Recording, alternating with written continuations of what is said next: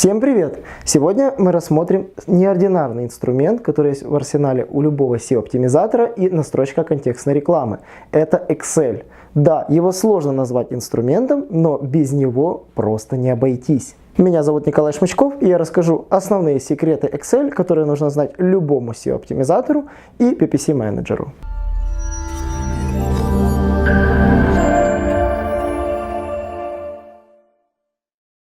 В первую очередь мы начнем собирать семантическое ядро в Excel, а точнее его группировать.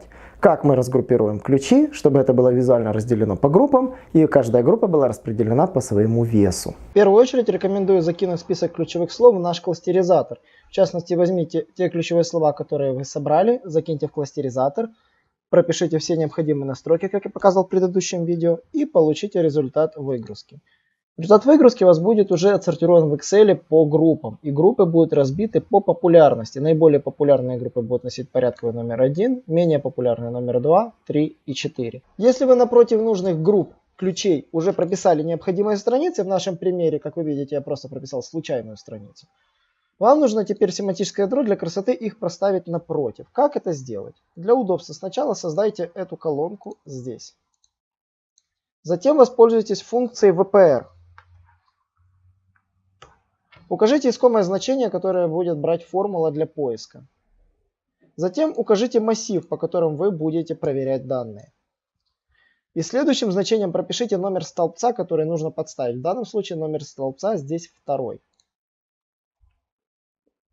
Если вы вставите, оно подставит то или иное значение, которое оно нашло. Почему оно выдало значение с ошибкой? Потому что нужно наш столбец 1 отсортировать по алфавиту. В итоге она подставила все правильно. И вот мы видим, оно расставило все как нужно. То есть, если вы будете напротив каждой группы прописывать нужную ссылку, формула будет автоматически это подставлять. Для создания итогов мы воспользуемся функцией промежуточные итоги. Очень простая и удобная функция для создания красивых отчетов по семантическим ядрам. Выделяем все наши группы, выбираем значение фильтр и выделяем кнопочку промежуточный итог. Для удобства не ставим здесь итоги под данными, выбираем заменить текущие итоги, выбираем что суммировать, само собой частоту. При каком изменении? При второй колонке, в частности группы. Когда мы это заканчиваем, табличка приобретает следующий вид. Затем я рекомендую сделать красивые разделители между строками. Для этого у нас будет повторяться всего лишь одно слово итог. Мы этим и воспользуемся. Мы отсортируем все значения, где встречается слово итог. Не пугайтесь, это нормальное явление. Прописываем. Соответственно, здесь наше название группы.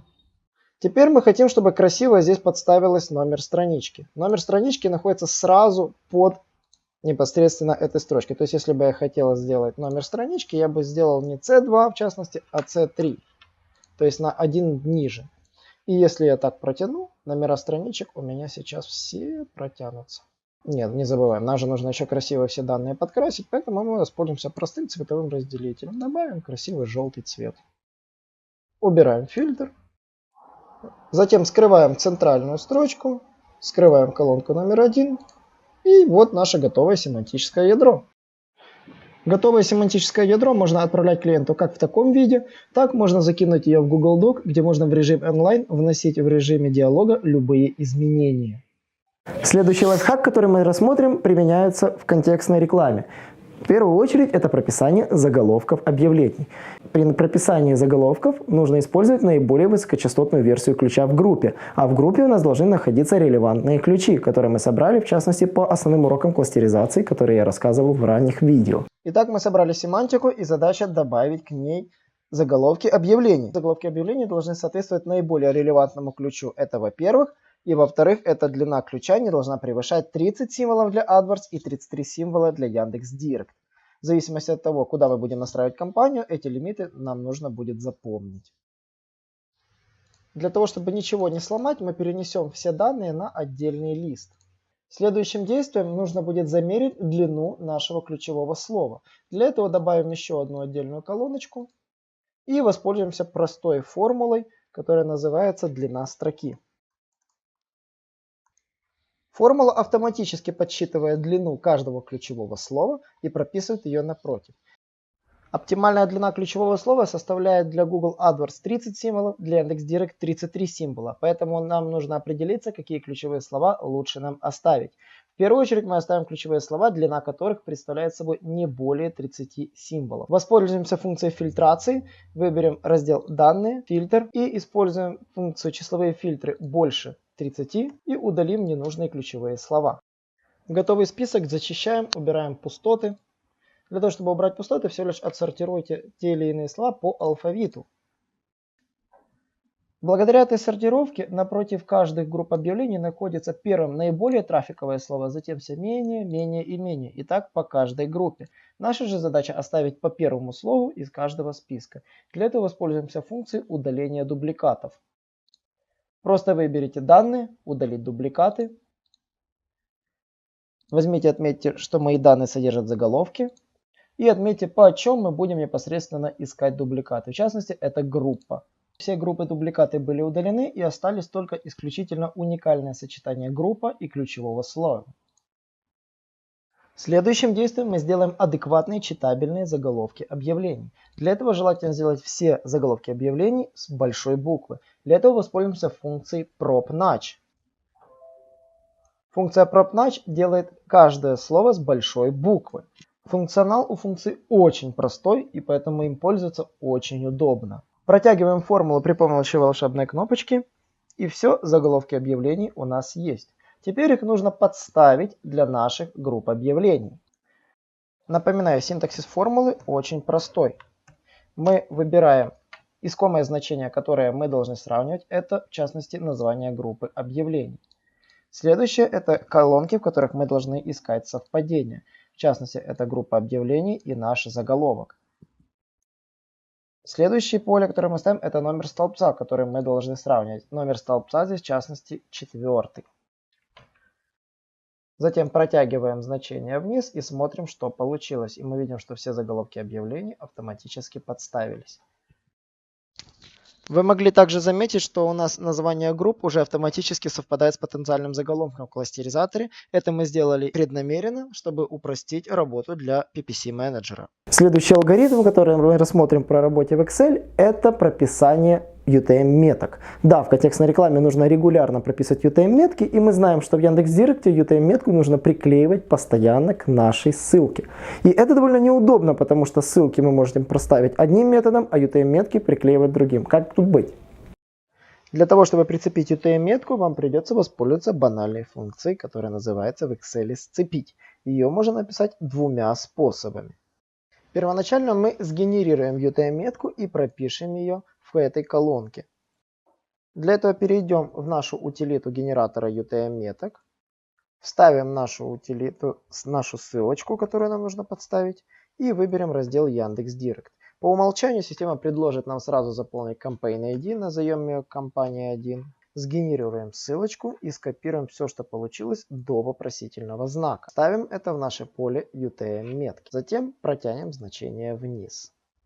Затем воспользуемся функцией «сцепить». Пропишем функцию непосредственно в колонке, где нам нужно создать ссылку с UTM-меткой. Выберем первое значение, это где будет ссылка. И пропишем второе значение, собственно, UTM-метку. Полученное значение протягиваем вниз. Существует также и второй способ воспользоваться этой простой функцией. Просто начните писать формулу, используя знак амперсанд. Итого мы получили ссылки с UTM-меткой, которые можно смело забрасывать в Яндекс.Директ для нашей компании. Следующий трюк, который мы рассмотрим в Excel, это смена типа соответствия. Особенностью является прописание квадратных скобок и кавычек. Причина – кавычки довольно трудно прописать в Excel, если не знать как. Например, у нас есть семантика с довольно-таки большой частотой. Как это быстро сделать, если мы собираемся заливать в Google AdWords? Очень просто. Нужно всего лишь прописать тип соответствия напротив. Это сделать очень легко. Для начала воспользуемся простыми фильтрами в Excel и выберем все частоты, частота трафик которых составляет более 1000. Для этого пропишем более 1000 и останутся только те ключи, трафик которых очень высок. Значит, мы здесь прописываем точное соответствие, в частности exact. Затем прописываем фразовое соответствие для тех частот, которые находятся посередине между низкой частотой и достаточно высокой. Для этого воспользуемся функцией между. Числовые фильтры между. Прописываем, например, от 200 до 1000. И здесь прописываем фразовое соответствие. Для всех остальных, которые остались пустыми, мы прописываем широкое. Для этого пользуемся функцией выделить пустые ячейки и прописываем здесь широкое. Готовый результат можно закидывать непосредственно в сервис Google AdWords Editor, и он распознает тип ключевого слова по этому идентификатору. Но для Яндекс.Директа это не сработает. Для Яндекс.Директ я рекомендую создать вам новых два столбца. Один условно назовите символ слева, другой символ справа. Я далее расскажу зачем. Затем отсортируйте по алфавиту, по типу ключевого слова ваши группы ключей. Как вы видите, у нас есть фразовое соответствие, и наша задача здесь прописать ключ в фразовом соответствии. Для этого воспользуемся формулой «сцепить», но предварительно проставим здесь кавычки для всех слов с фразовым соответствием. Протянем это до конца и воспользуемся формулой «сцепить». Сцепим символ слева, наше ключевое слово, и символ справа. Протянем это до конца и увидим, что у нас получилось. Для фраз с фразовым соответствием я рекомендую проставить непосредственно здесь квадратные скобочки, закрывающие с двух сторон, и протянуть вниз. Для слов с широким соответствием мы не делаем ничего. Итого мы получили, собственно, ключевые слова для Яндекс.Директа. Для удобства эти колоночки можно сжать, чтобы они нам не мешали. Следующий трюк, который мы рассмотрим, использует линк-билдеры, в частности для отбора качественных ссылок. Часто вы можете выкачать огромный пул ссылок с ваших конкурентов, и вам нужно примерно почистить интересные домены. В первую очередь вам нужно избавиться от доменов, которые вам не нужны. Как это сделать? Как почистить ненужные комбинации доменов при помощи Excel? Легко. В первую очередь неплохо выделить непосредственно домены. Чаще всего при выгрузке с Ahrefs вы получите список, который состоит только из самих ссылок без доменов.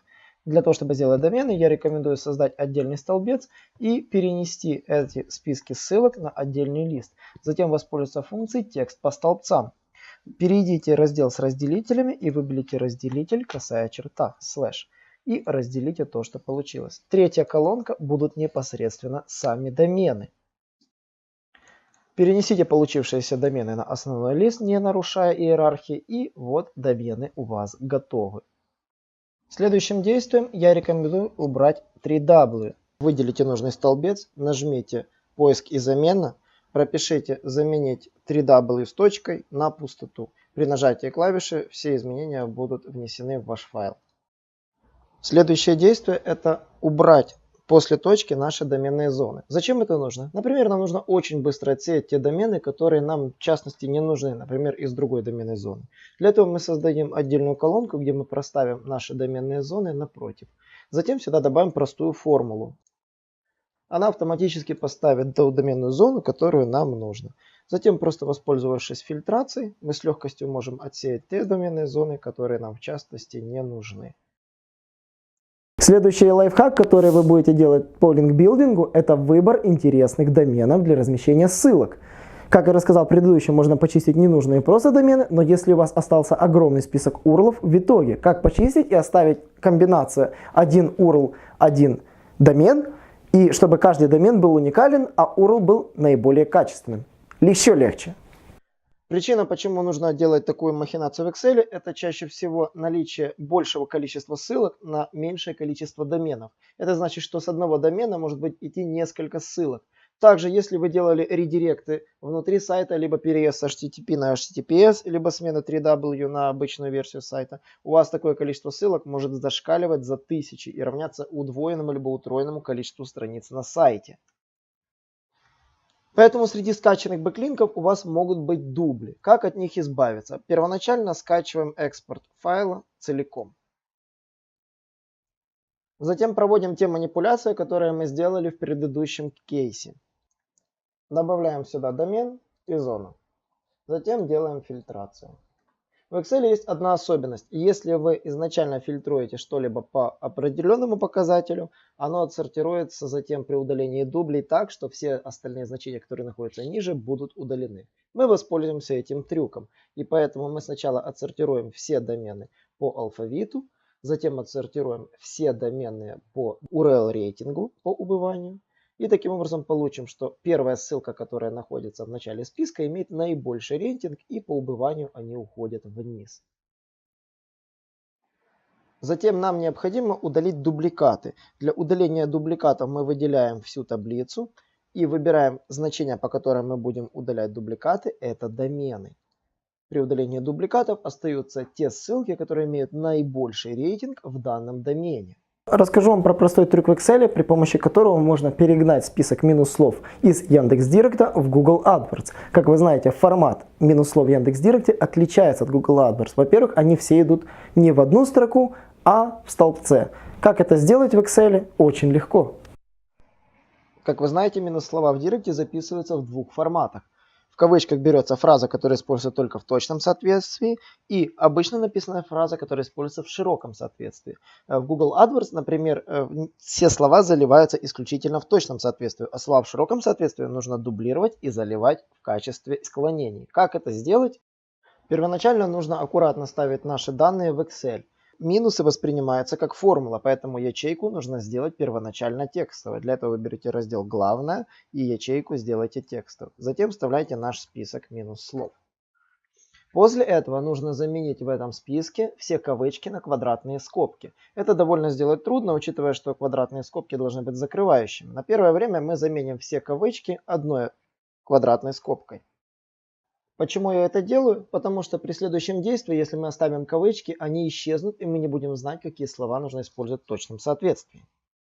Следующий шаг – это разбить наши слова по колонкам. То есть на каждое слово должна быть отдельная колонка. Для этого воспользуемся разделителем данные текст по столбцам и разделим по разделителю минус.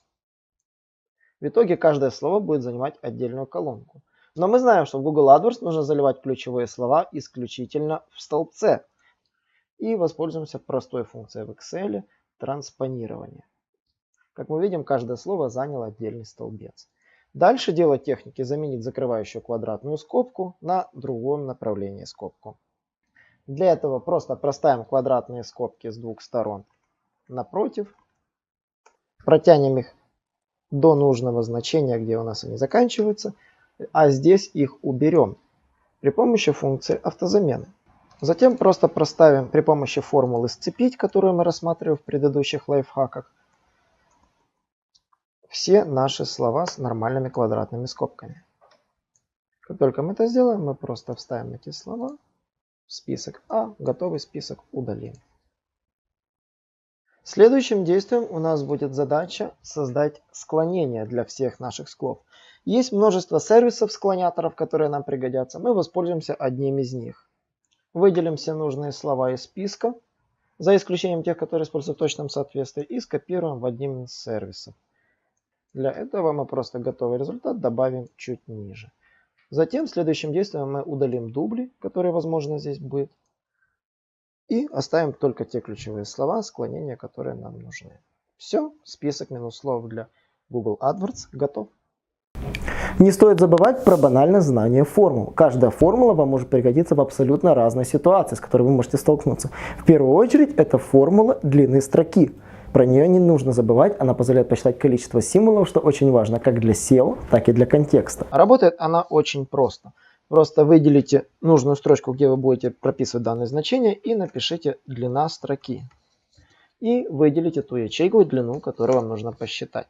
Затем просто протяните формулу вниз, и она по всему столбцу просчитает это значение. Если у вас таких столбцов много, как у меня в частности здесь для Яндекс.Директа, вы просто продублируете это значение при помощи Ctrl-C, Ctrl-V на соседние колонки. Формула, которую мы часто используем везде, в бухгалтерии, в SEO, в контексте, это формула сум-если. Применять ее можно абсолютно в разных методах. Один из наглядных примеров – это сортировка семантики по группам и распределение групп по весу. Если вам нужно определить те группы, которые весят больше, чем другие, формула сум-если просто будет незаменима. Для этого добавьте прямо рядышком здесь колоночку, в которой мы будем считать сумму каждого значения в данной строке. Воспользуемся синтаксисом формулы сумм если. Он очень простой. Первоначально вы указываете диапазон, где вы будете искать значение. Затем вы будете указывать критерий, где вы будете сравнивать это значение. И диапазон суммирования будет искать нужную строчку, в которой совпадает критерий. По значению трейдинг обучения оно суммирует все совпадения трейдинг обучения из диапазона. Таким образом, он подсчитывает сумму по трафику в каждой группе. Как вы видите, значения повторяются. Затем нужно просто воспользоваться классической сортировкой по убыванию и определить те группы, которые имеют наибольший трафик. Все, сортировка готова. И самые популярные формулы, которые мы используем как в SEO, так и в контекстной рекламе, это формула написания каждого слова с большой буквы. Например, я уже подобрал заголовки объявлений для каждой группы, которые мне нужно будет подставить потом при помощи формулы VPR. Поэтому мне нужно сделать их с большой буквы. Поэтому воспользуемся формулой PropNudge. Он работает очень просто. Указываете нужную строчку и все. Протягиваете значение и заголовки у вас готовы. Единственное, но он игнорирует предлоги. Но если вам нужно делать, чтобы предлоги были с маленькой буквы, воспользуйтесь функцией уже автозамены. Но для этого переведите все ваши значения из формул в значения. На этом все. Подписывайтесь на наш канал, чтобы ничего не упустить. Нажимайте на колокольчик и получайте уведомления о новых видео. Оставляйте комментарии, ставьте лайк. Задавайте все любые вопросы, которые у вас есть. Мы дадим на них ответы и рассмотрим любые частные случаи, которые вы нам зададите. До новых встреч!